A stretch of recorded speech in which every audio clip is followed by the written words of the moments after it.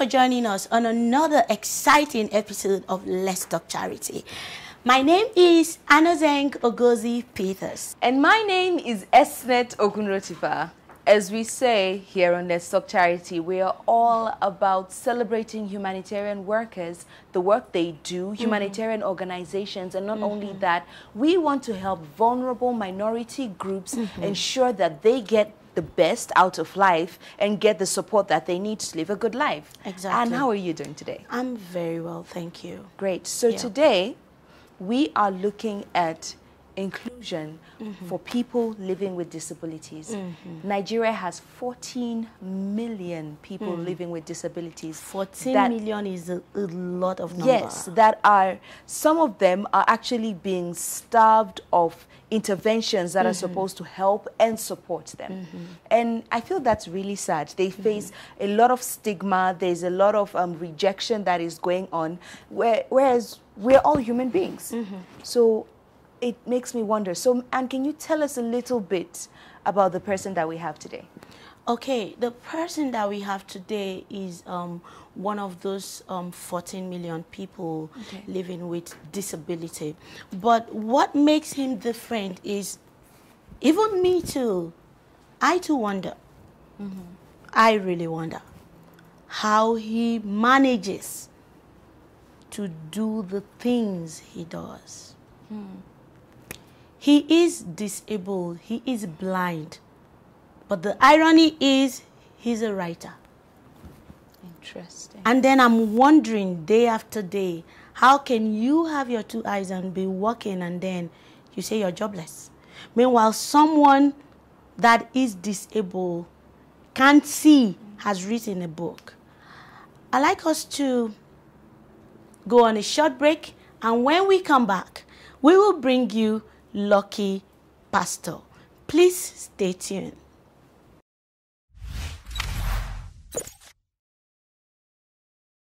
Welcome back. Like I said before we went on a short break, I said we will be back with this very important personality, Lucky Pastor. Mr. Lucky Pastor, welcome to Let's Talk Charity. Thank you very much for having me. It's so nice to have you here. Nice being here. I really looked forward to seeing you, and today you're here right in front of me. I've heard lots and lots about you, and wow, it's really good to see you. Thank you very much. So please, can you tell us about yourself? Well, you've said it. My name is Lucky Pastor, and just like so many persons will be confused about, Pastor is not a title. That's my father's name. Okay. So my name is Lucky Pastor. Okay, your father's name is Pastor. Oh yes, that's my surname. I see. Yeah. I see. And I'm from Delta States, and that's Ethiopia West Local Government, Ijese Town precisely.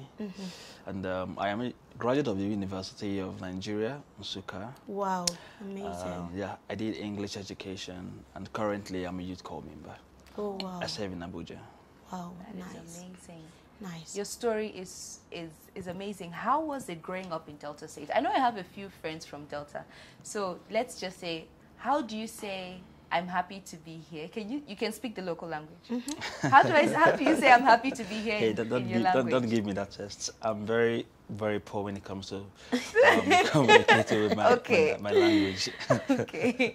Well, it's really amazing to have you on the stage today. And your story is inspiring. So you studied, you did all your schooling in Nsukka, and how has it been growing up with this disability, or growing up, yes, with this disability, with this sight impairment? To start with, I wasn't actually born with visual impairments. Okay. Yeah, okay, so that's the right way to put it, visual impairment. That's my disability. Okay. I know. Just to add, when you talk about disability, you know, it's not something that one should actually restrict to some specific set of persons. It's just that some specific set of persons, theirs are visible, so you can see easily. But trust me, every human being has a disability. Very powerful. understand. Yeah. Very powerful. So persons with disability when you say that, for me, it's holistic, it's universal.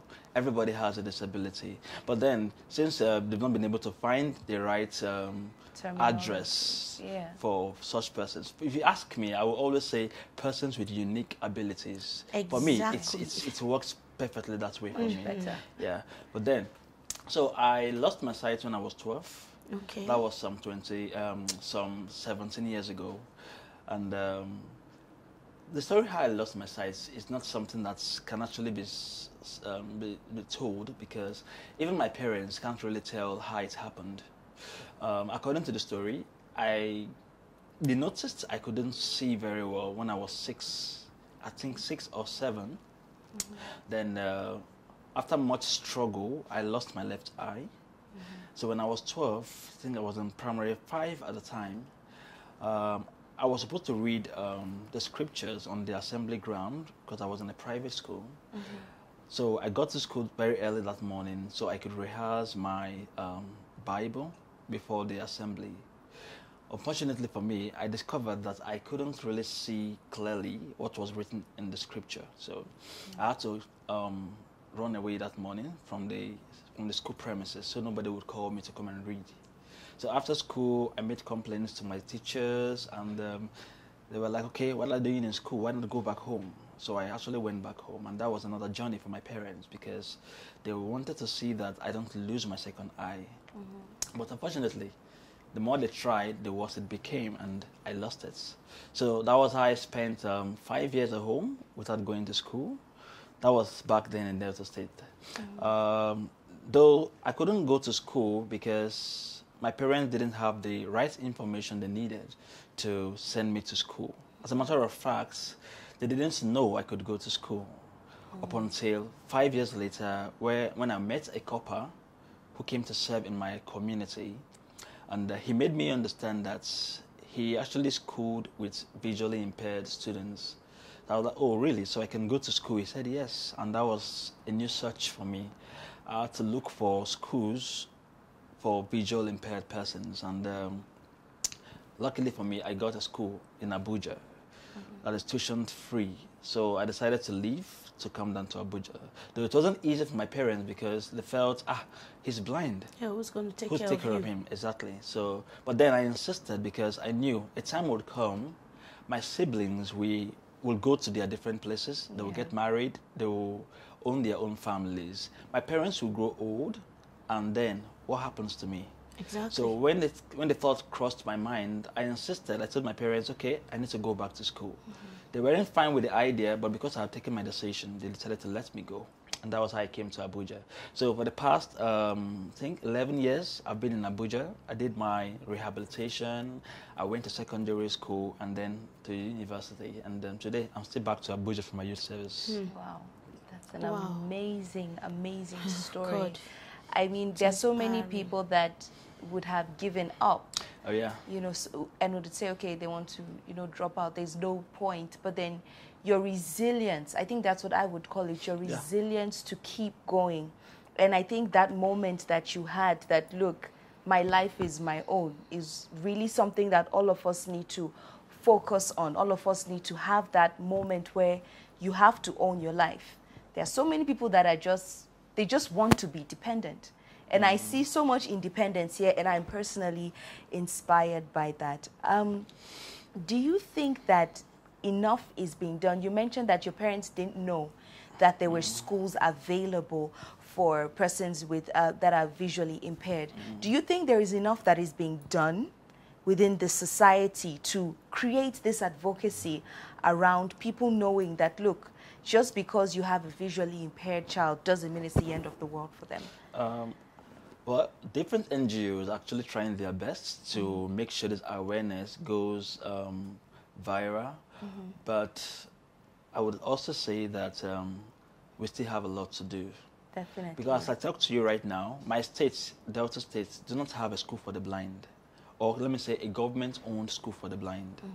Okay? And it's a minus for us because there are lots of visually impaired persons who might be in the States, but they wouldn't know they can go to school, just like I was back then, So I feel the awareness should be more effective in the communities, especially in the government should engage the local governments as well as the community leaders to create this awareness, because these are the people who are closer to the society. I mean, closer to those who live in the communities. Yeah. And I know most times there are communities where people don't really get information, you know, or some rural areas where you don't really get information.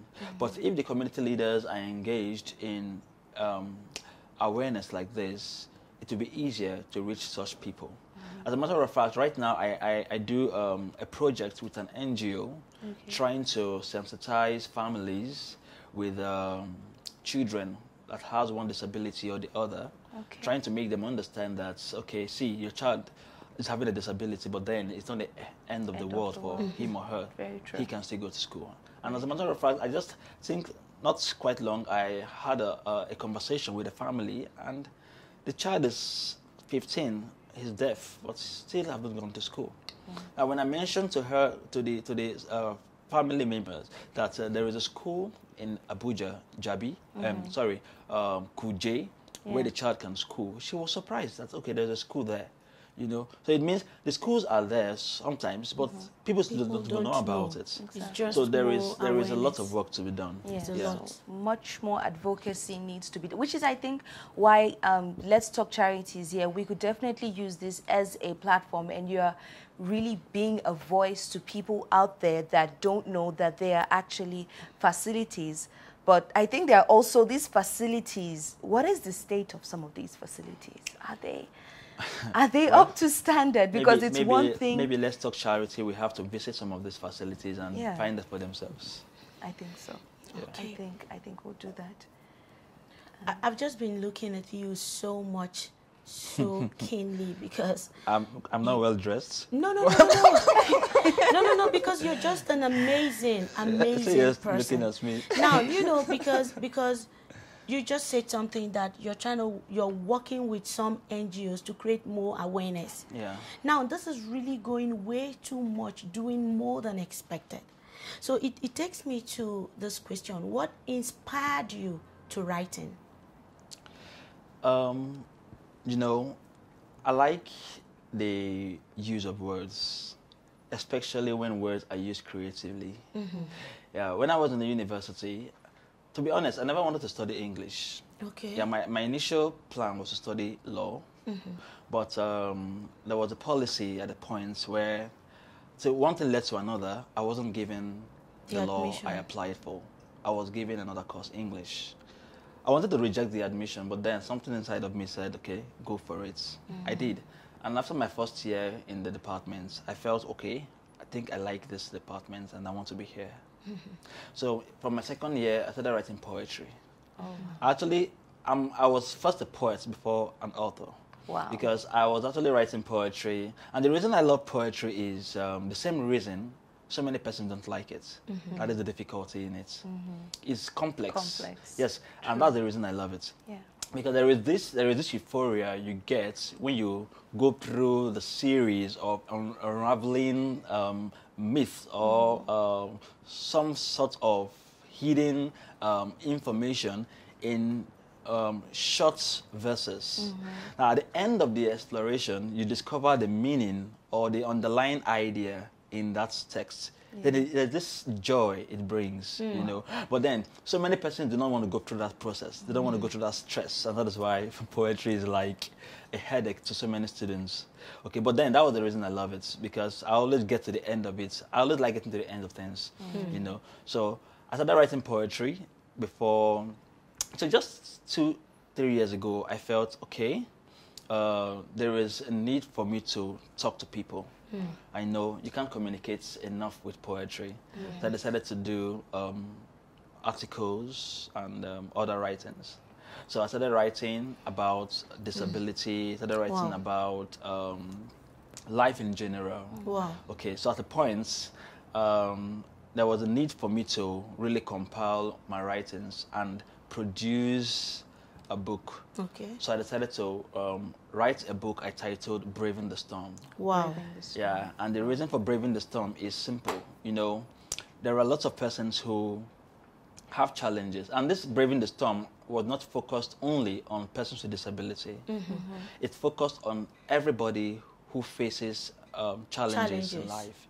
And as a matter of fact, once you're a human being, you must have a challenge you're facing. Exactly. Might be spiritual, psychological, yes, economical, or whatever kind of challenge you're facing. And I discovered that the reason people do not do well or overcome their challenges is not just because there is a challenge. It's mostly because of the mindsets. True. You know, and there's a saying that the battles of life are first fought and won in the mind. Yes. So if you can fight and win your battles in the mind, then it's possible, Conquer very possible, everything. you can conquer the battle physically. Can conquer everything. Yeah, so that is why Braving the Storm is here with 21 basic principles to enable people rebrand their mind and be positive. You know, a writer also called Stephen Covey, in his book titled The 7 Habits of Highly Effective People, he said something. He was like, we must learn to look at the lens through which we see the world, as well as the world we see. That this lens shapes the interpretation, or shapes our interpretation of the world. And that lens is our mind. You know, everybody have different perceptions. Yeah. And that is why what you see will not be the same thing the next person is saying. It's true. You might see a possibility here, the next person is saying a negativity. That's right. All right. So now the difference is the mind. You will stand and see an open door, another person is seeing a closed door. True. You will be challenged and you will say, okay, I can still do it even with my challenge. The next person is saying, oh no, I can't move anymore. I'm done. So it's all about the mind. True. So if only the mind can be fixed, then I think Okay. it will be easier. Thank you, Pastor. I see you have so much to talk to us about. We'll go on a short break, and when we come back, we'll talk more about your book, and we will also listen to a video of the statistics of the numbers that we have with people living with disability. Please stay tuned. We'll be right back.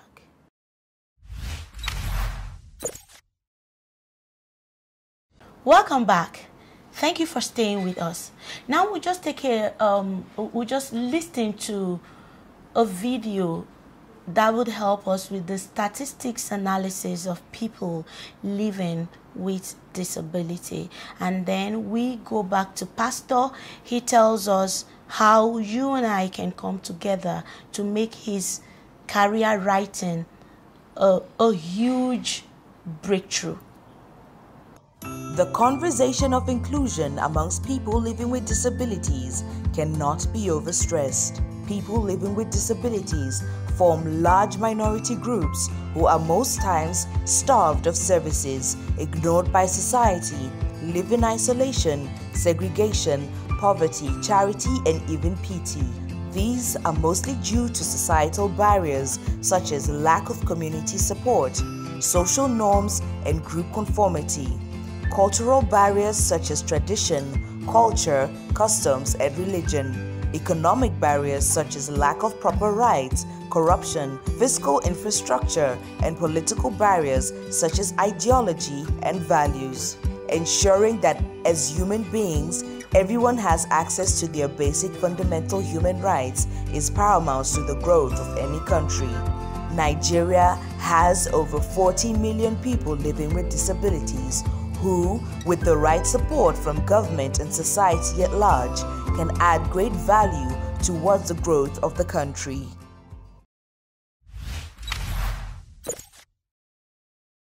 Wow. 14 million people is what we just listened to. So the question now is, who and how will contribute to their various talents to making their dreams positively go well? So we just I just want to read like a short part of your book, Lucky. Braving the Storm. And I love the front cover is really creative. Okay, so it says, my friend, worry no more. Wish to be like no one, but pray to be who God has made you to be. Beautiful. But note, whatever God has made you to be must be to affect others around you positively. So if you are not affecting any life right now with whatever you are doing, check it. You may be on the wrong track. That is wonderful. This is That wonderful. it's so inspiring that, you know, you are putting your thoughts down and you're inspiring people. People around you with your writing and with your God's-given talent. With your God's-given talent. It really is a God's-given talent. And, you know, this is just a reminder that really limitations are just in our minds. They are really just in our minds. It's all a matter about if perception. you think it, you will do it. You achieve it. Definitely. Exactly. So what kind of support, this is an amazing book, Braving the Storm, what kind of support would you want for your book? Now you're speaking to the viewers that are watching this.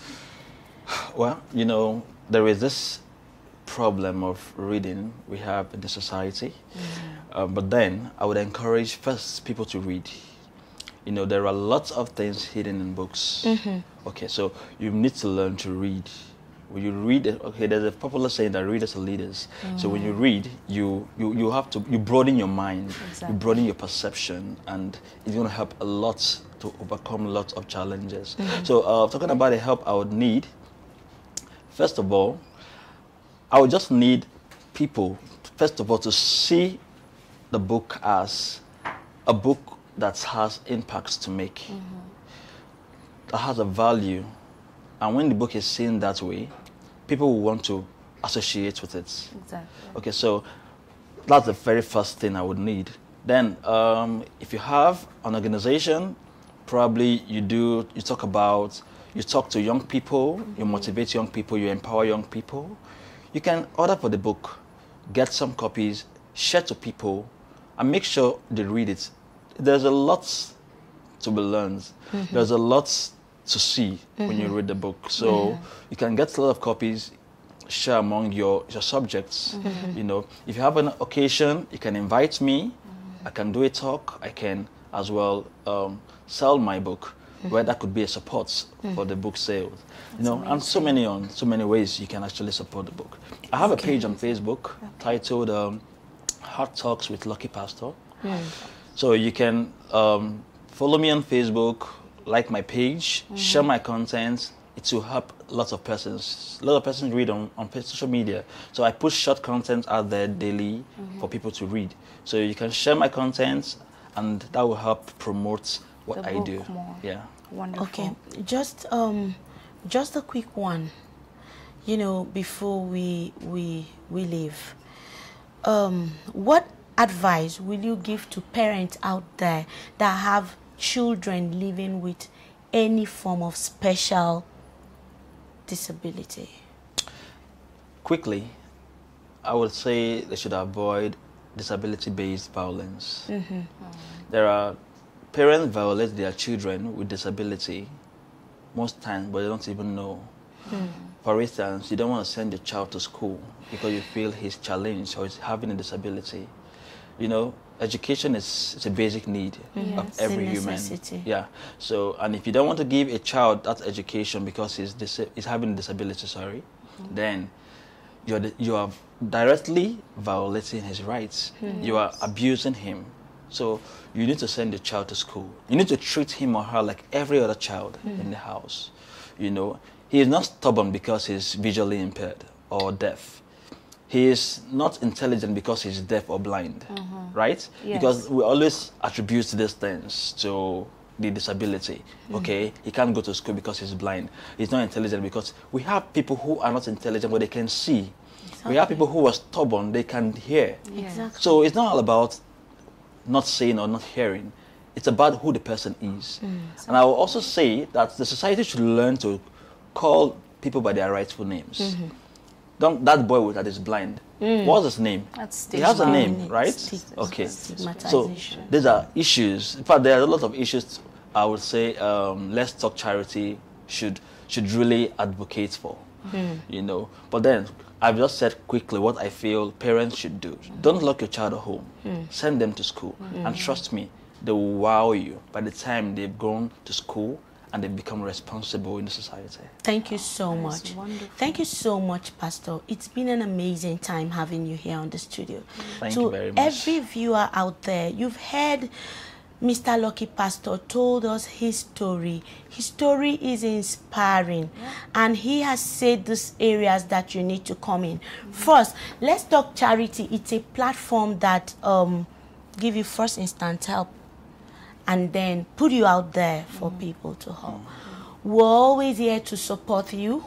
We will get copies of your book as support. And then you've heard him. He has a page on Facebook. Follow him. Let him come and talk. You have occasions, you have events that revolves around education, and you want him to be a speaker. Please get through to us with the numbers running on the screen, and then we will connect you with Lucky Pastor. And also, you can encourage him by buying copies of his books. You can encourage him by, connecting to what he's doing on his next edition of printing, because he has a lot of books coming up, and I'll support him to do his printing. Let's encourage him. You and I can make it work for him. It's been such an amazing time having you. I mean, we have a tradition that any guest that comes here, we have a special package for them. So we have here a throat pillow, and we have here a very lovely colored cup that has the Let's Talk Charity logo on it. So anytime you would use the cup much. and lay with the pillow, you know that, yes, I was on Let's Talk Charity. Thank you so much. That's lovely. Thank you so much. It's been an amazing time having you here on the show with us. Thank you so much. Yeah. It's so nice having you here again. Likewise. I must say, I am inspired. I am moved by your story. And then we look forward to doing much bigger, greater things with you. You said you partner with NGOs. You can partner with Let's Talk Charity. And let's see how we can together advocate to stop the stigmatization on people living with special disabilities out there. We create a lot of awareness for people out there, and then we tell them more about your kids can go to school, and let them know the schools that are available for them to go to. Thank you so much. Thank you for Until having me. next time on our next edition of Let's Talk Charity. Bye.